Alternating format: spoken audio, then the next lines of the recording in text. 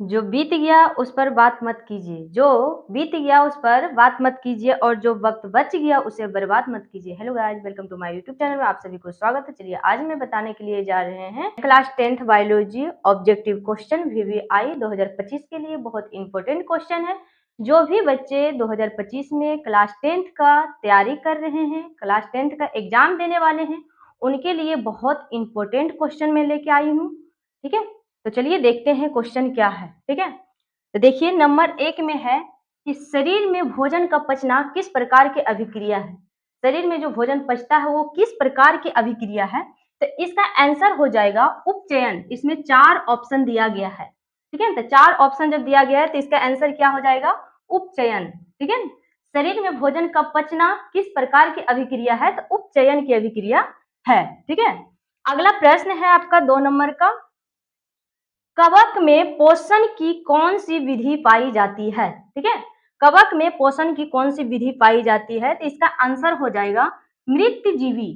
ठीक है, क्या है आंसर, तो मृतजीवी। अगला प्रश्न है क्या, मानव शरीर में सबसे बड़े ग्रंथि के रूप में जाना जाता है।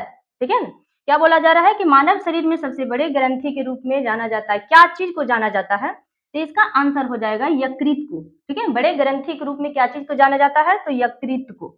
ठीक है, अगला प्रश्न है आपका 4 नंबर का प्रश्न है, भोजन का पचना। ठीक है, जो भोजन हम लोग करते हैं ना उसका पचना किस प्रकार की अभिक्रिया है। ठीक है, भोजन के पचना किस प्रकार की अभिक्रिया कहलाता है या है, तो क्या हम बोलेंगे उपचयन की अभिक्रिया। ठीक है, देखिए नंबर 1 का क्वेश्चन और नंबर 4 का क्वेश्चन, दोनों क्वेश्चन एक ही है। ठीक है, लेकिन पूछने का तरीका क्या है, अलग है। इसमें क्या बोल रहा है, शरीर में भोजन का पचना किस प्रकार की अभिक्रिया है, और 4 नंबर में जो है आपका बोला जा रहा है भोजन का पचना किस प्रकार की अभिक्रिया है। इसमें शरीर दे दिया, इसमें शरीर नहीं दिया, लेकिन दोनों के आंसर क्या है, उपचयन का। ठीक है, अगर आपके पास में भी अगर ऐसा क्वेश्चन पूछ दिया जाए तो घबराने की आवश्यकता नहीं है, आराम से आप आंसर दीजिएगा।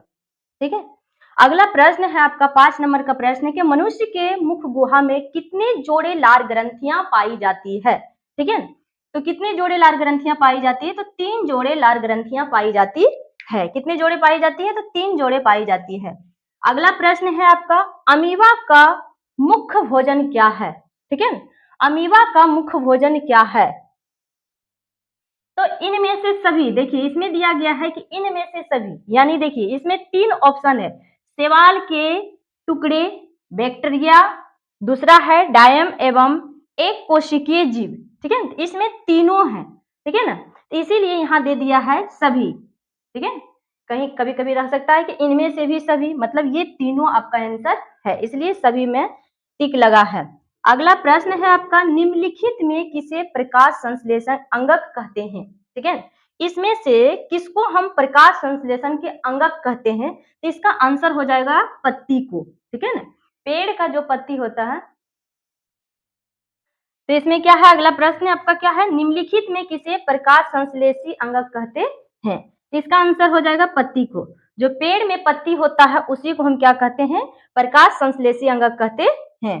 अगला प्रश्न आपका है क्या, प्रकाश संश्लेषण द्वारा, ठीक है ना, प्रकाश संश्लेषण द्वारा किसकी प्राप्ति होती है। ठीक है, क्या बोला जा रहा है कि प्रकाश संश्लेषण द्वारा किसकी प्राप्ति होती है। ठीक है, तो किसकी प्राप्ति होती है, तो ग्लूकोज की।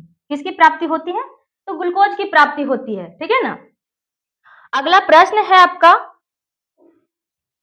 मैग्नीशियम इनमें से किसमें पाया जाता है। ठीक है ना, मैग्नीशियम इनमें से किसमें पाया जाता है। अब देखिए किसमें पाया जाता है, क्लोरोफिल में, लाल रक्त कण में, वर्णिक लवक में, कि श्वेत रक्त कण में।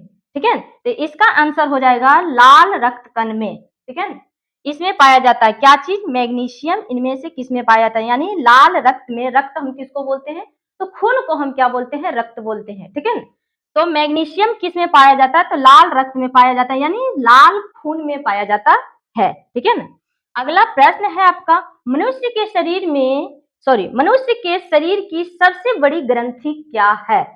ठीक है ना, मनुष्य के शरीर की सबसे बड़ी ग्रंथि है आपका अग्न्यास। ठीक है, सबसे बड़ी ग्रंथि कौन सा है, तो अग्न्यास है। ठीक है ना, चलिए अगला प्रश्न देखते हैं। अगला प्रश्न देखते हैं हम, 11 नंबर का प्रश्न है, प्रकाश संश्लेषण होता है, ठीक है।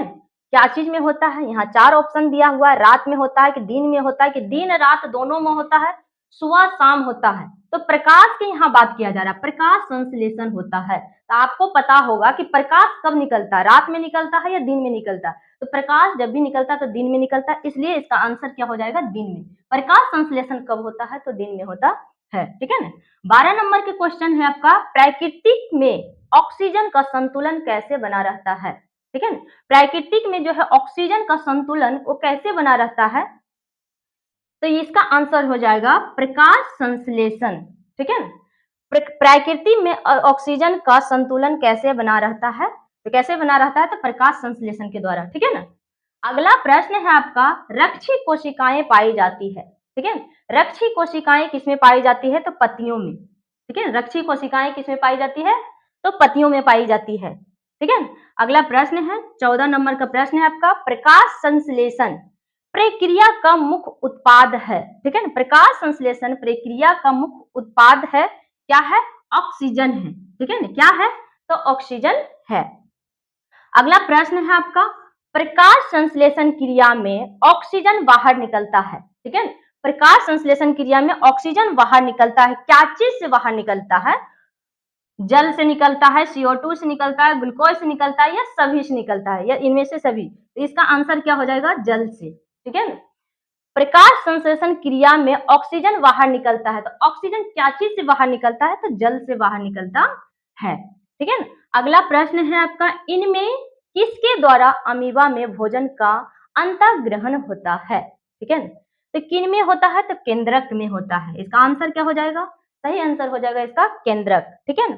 अगला प्रश्न है, प्रकाश संश्लेषी इकाई है, प्रकाश संश्लेषी इकाई है, कौन सा है, तो क्लोरोफिल है, ठीक है ना। प्रकाश संश्लेषण इकाई है तो कौन सा है, तो क्लोरोफिल है, ठीक है। अगला प्रश्न है, कौन सा एंजाइम बसा पर क्रिया करता है, ठीक है। कौन सा एंजाइम बसा पर क्रिया करता है, तो इसका हो जाएगा लाइपेज। आंसर क्या हो जाएगा, लाइपेज, ठीक है ना।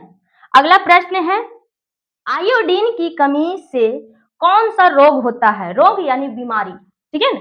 आयोडीन की कमी से कौन सा बीमारी होता है या कौन सा रोग होता है, ठीक है ना।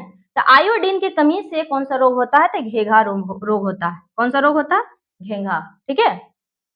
20 नंबर का प्रश्न है आपका, ट्रेकिया किस जीव का श्वसन अंग है, ट्रेकिया, ठीक है।